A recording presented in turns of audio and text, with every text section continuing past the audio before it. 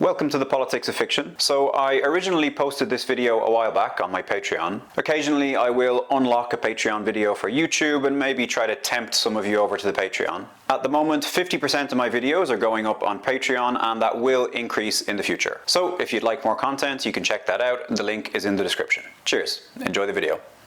So I have always been one of those pedants who correct people who call the big green monster that we see at Halloween and in horror movies Frankenstein. I would say, no, that's the monster. Frankenstein is the doctor. But of course, in the book, Victor Frankenstein isn't a doctor. He's just an enthusiastic amateur who digs up bodies. And of course, his creation is not labeled by Mary Shelley as the monster, even though some people in the book view him as one. The word creature is used quite a bit, so he's a creature or a creation. But then Victor uses other words to describe him too, like fiend and spectre and wretch and devil and demon and ogre. Some people claim that the creature calls himself Adam in the book, but he doesn't. He just says, "I ought to be thy Adam." Of course, after reading the events that transpire, you realize that Frankenstein, Victor, not a doctor, is actually a monster. Well, not actually, but metaphorically and morally. And arguably, the creature he neglected, not Adam, has also become a monster due to that neglect. But the important thing is that neither of them are doctors. I hope that clears things up.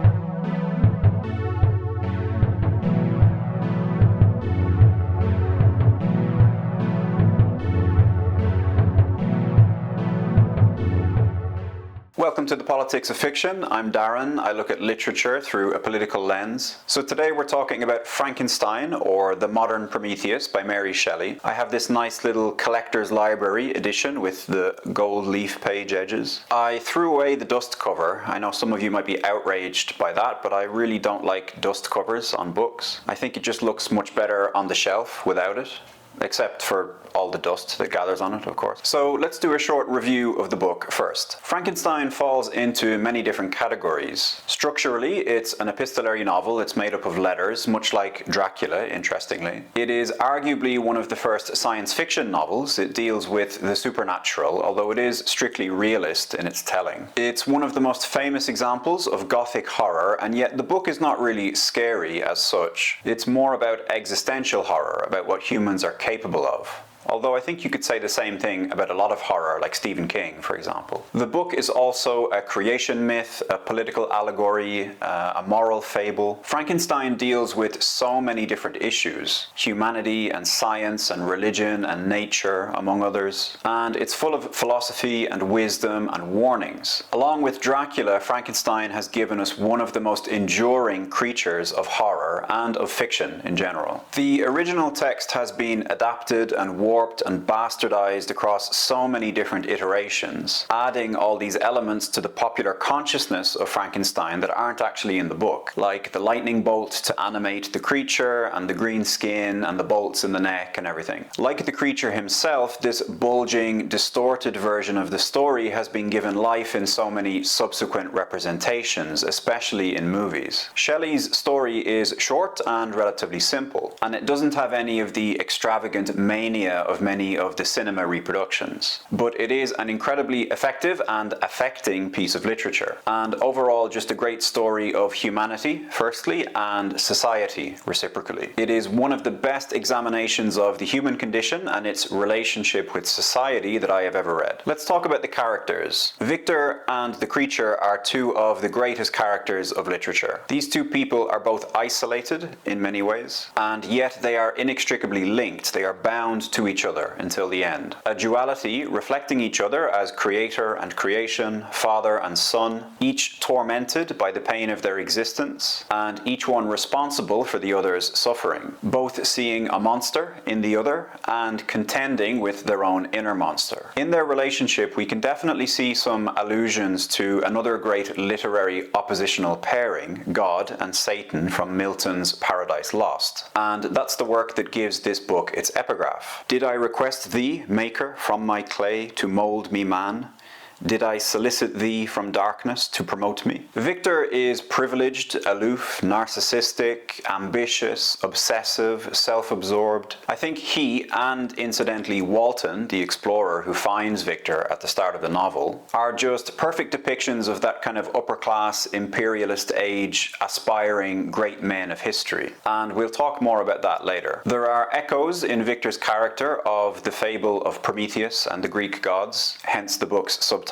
That Faustian idea of the consequences of dangerous knowledge is definitely in there too. And as the book goes on, you realize that Victor is essentially the villain of the piece. His disgust and contempt for, and his rejection and abandonment of his creation are the cause of all of his misery. The creature is brought into the world, and we can see that he is inherently gentle, innocent, calmed by nature, drawn to people. He's thoughtful, he's curious, he's lonely. But as he is repeatedly neglected and scorned and abused, all he knows how to do is reflect that feeling back into the world. And that reflection takes the form of rage and violence. It's sad that he has become known as a monster because he is so fundamentally human, which is what makes him such a compelling character and what makes his story so affecting. There aren't really any other characters that we get a really close look at. Victor's friend, Clerval, is a very jolly, enterprising young man. He has aspirations of joining the British colonialist efforts in India. Well, I guess that won't be happening now.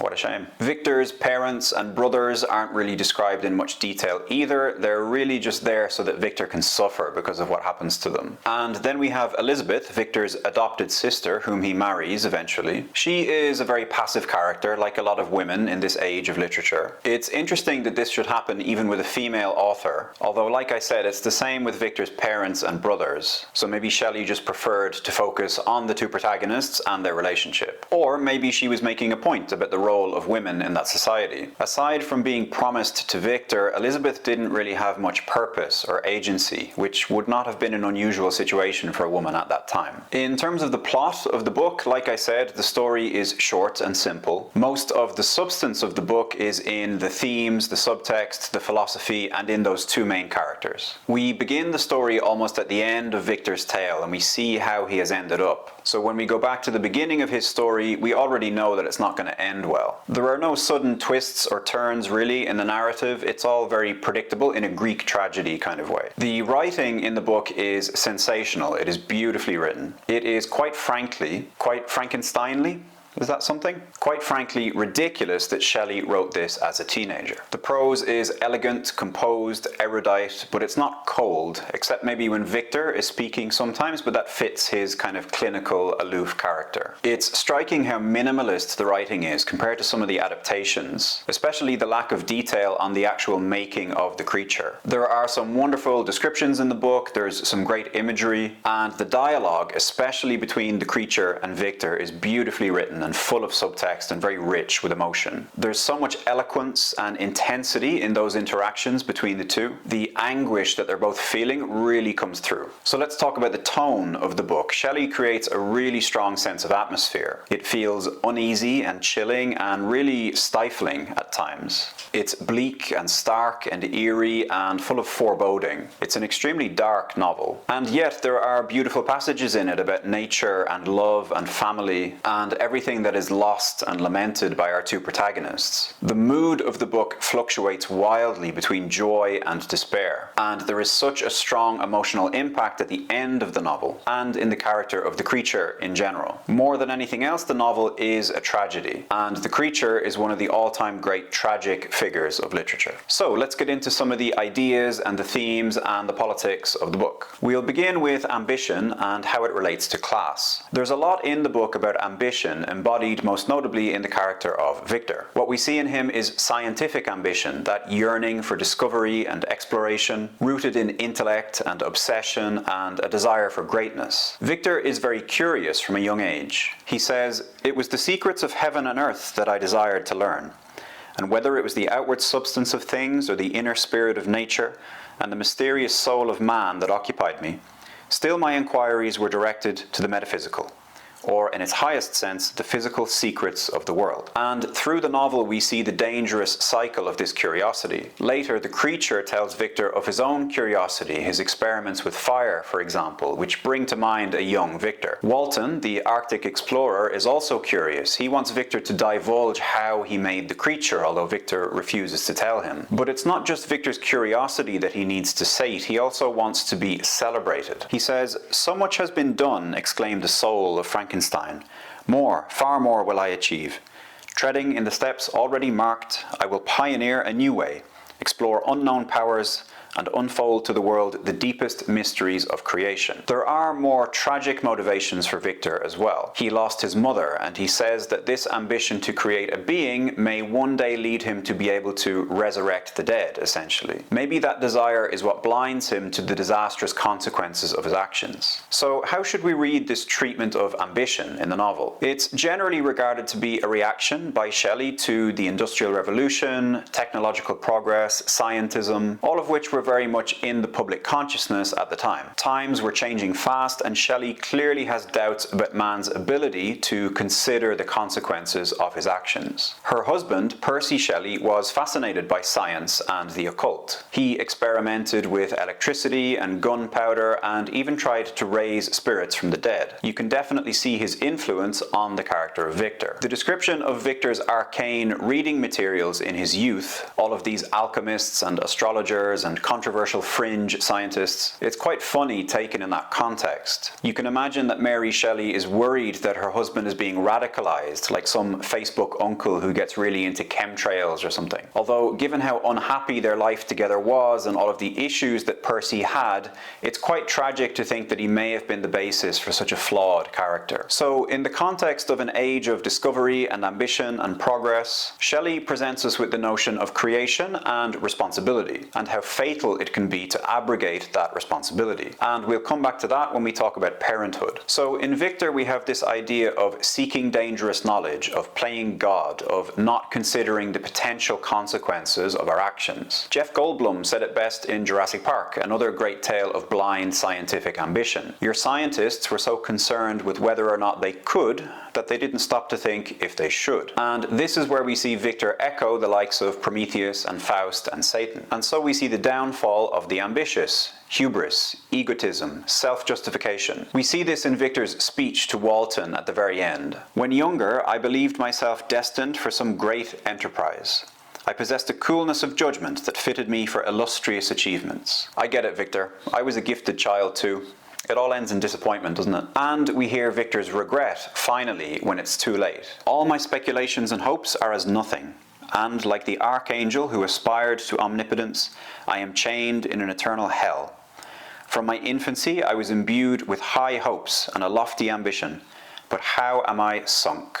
Let's talk about how this ambition and hubris is linked to class. We see from the beginning that Victor has lived a life of privilege. His family is wealthy, and this affords him the time and the resources to indulge his ambition. Compare that to his friend Clerval, who at first isn't even allowed to go to university by his father, who's described as a narrow-minded trader. Victor is, of course, blissfully unaware of his own privilege, and has all of the arrogance that you'd expect from somebody of his social rank. There's a funny line when he's imprisoned in Ireland and he talks about the woman who's looking after him. "She was a hired nurse, the wife of one of the turnkeys, and her countenance expressed all those bad qualities which often characterize that class. Rude. As well as being the age of industrial progress, this is also the age of imperialism. And at this moment in time, the upper classes consider it their right not just to know the world, as Victor states his ambition, but to shape it, to leave their mark on it, to utilize it for their own ends. And that's the lens through which we have to see Victor's ambition, and that's why it's so resolute and stubborn. He can't abandon his lofty goals or his opinion of his own intellect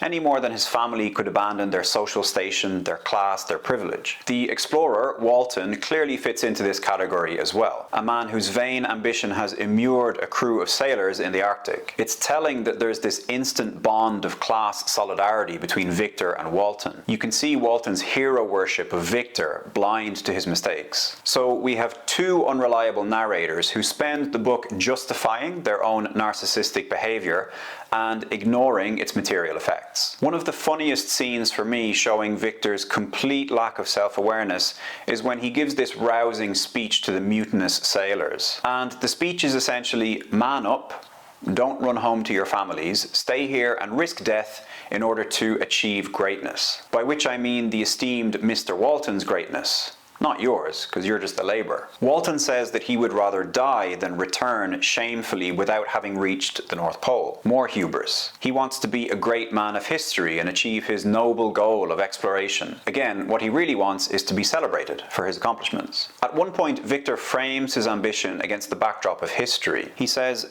"If no man allowed any pursuit whatsoever to interfere with the tranquility of his domestic affections, Greece had not been enslaved.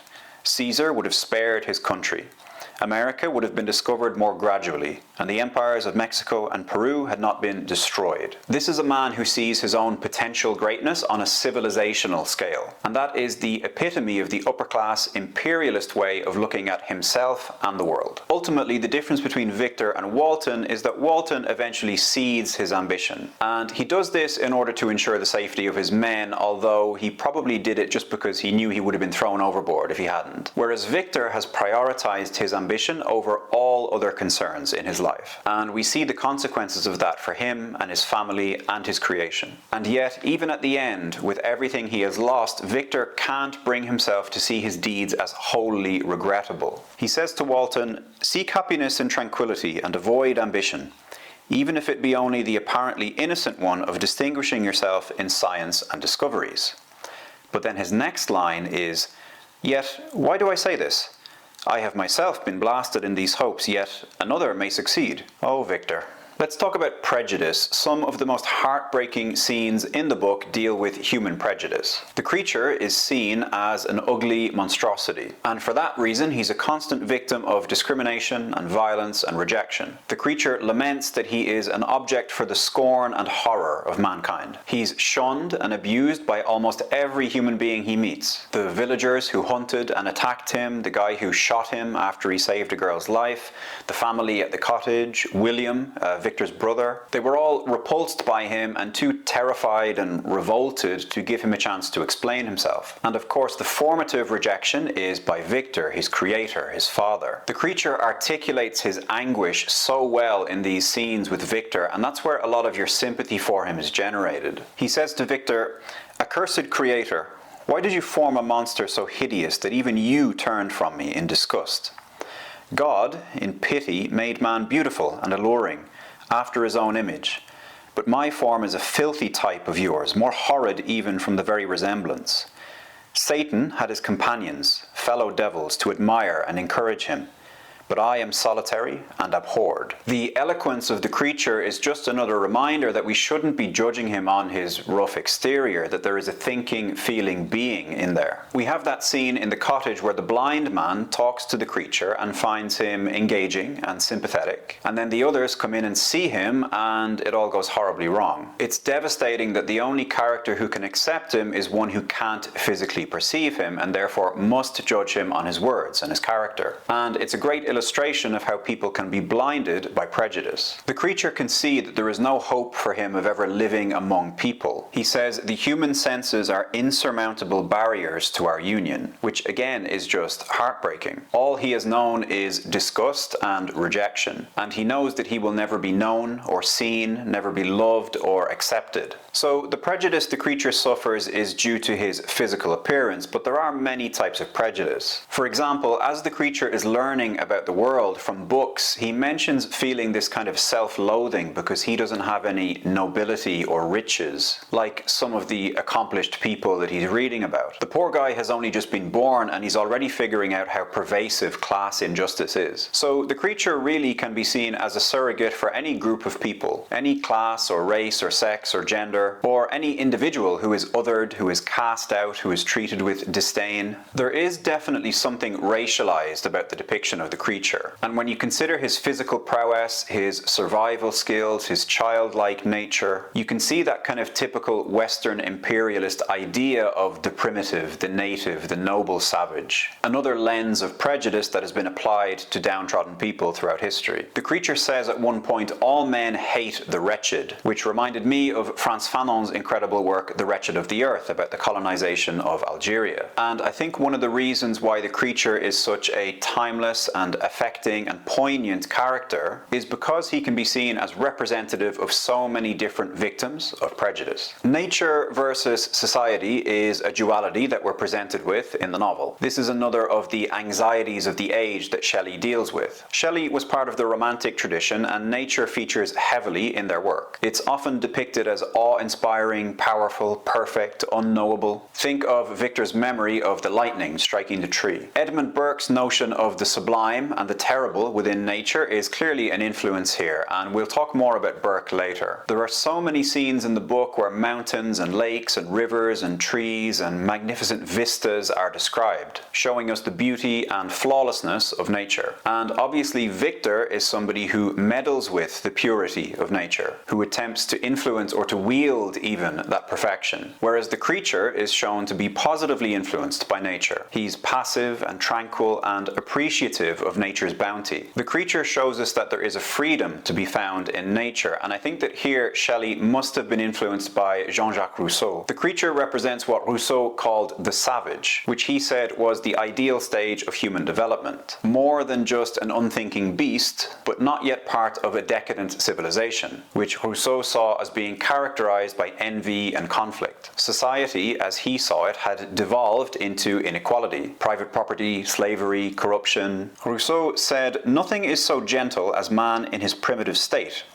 when placed by nature at an equal distance from the stupidity of brutes and the fatal enlightenment of civil man." And in our age, we can certainly recognize that paradoxical idea that some of the loneliest people live lives surrounded by others. Society does not necessarily entail community. Victor and the creature are both isolated and alienated. Victor's obsessiveness and his ambition draw him away from his family and his friends, and the creature is rejected by people and society. There is a healthy dynamic in the book shown to us of family and companionship, like the family in the cottage, for example. But society and civilization are clearly shown to be unhealthy and unnatural in some ways, and they are shown to contribute to isolation and mistreatment. This is one of the most transgressive aspects of the novel, because it really has something very radical to say about civilization, which the people of that time and of our time are constantly told is something positive and desirable,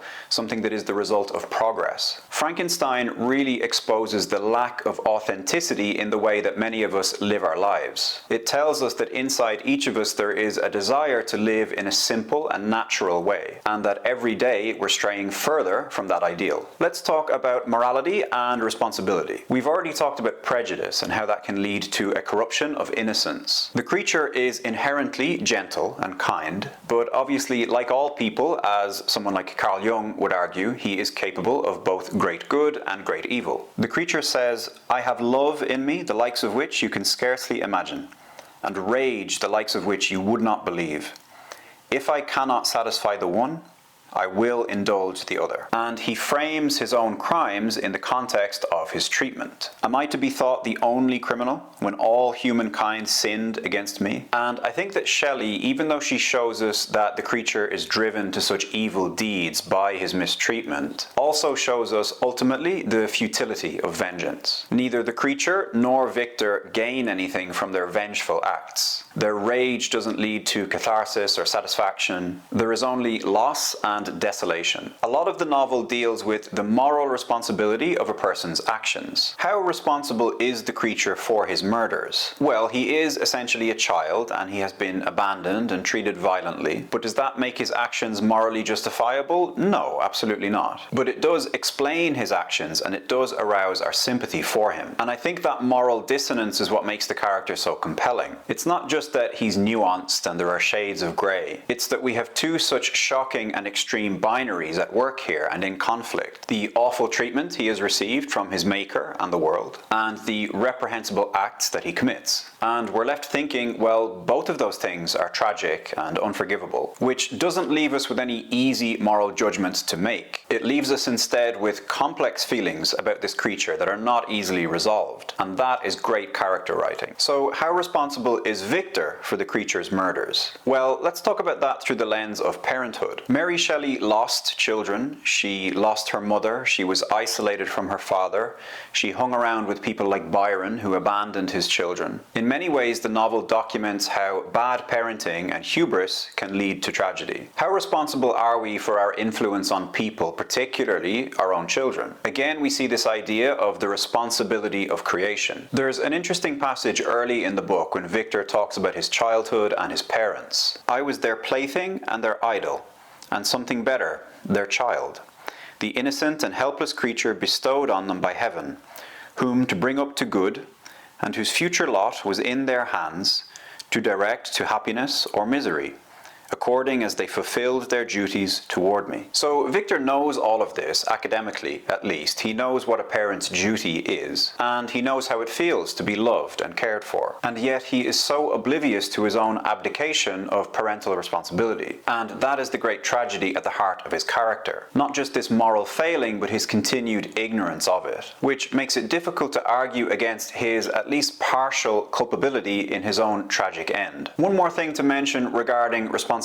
is the notion of suffering. There is a lot of suffering in the book, a lot of anguish and despair. We all suffer, but we have to make sure that our suffering doesn't cause anyone else to suffer, that we don't let our pain dictate how we treat others, that we don't inflict misery as a way of dealing with our own demons. That's one of our moral responsibilities, and it's difficult. Bearing our own suffering is the most challenging part of being human, and even at the young age that she wrote this novel, Mary Shelley knew that all too well. Let's finish by talking about political allegory. There are many contrasting viewpoints on what the novel is saying, if anything, allegorically, and all sorts of political views have been ascribed to the text and to Shelley. I often think that academic study of literature encourages a little bit too much reading into potential allegory and subtext. So I would always be careful not to ascribe too much intent to the author when it comes to certain things. But there are a few interesting theories about the book's politics, so let's look at a few of them. So Shelley's parents and her husband and her friends were pretty much all radicals. And from what I've read, she definitely shared some of those views, but then drifted into a more conservative worldview later in life. She inhabited this esteemed world of literary achievement and political thought,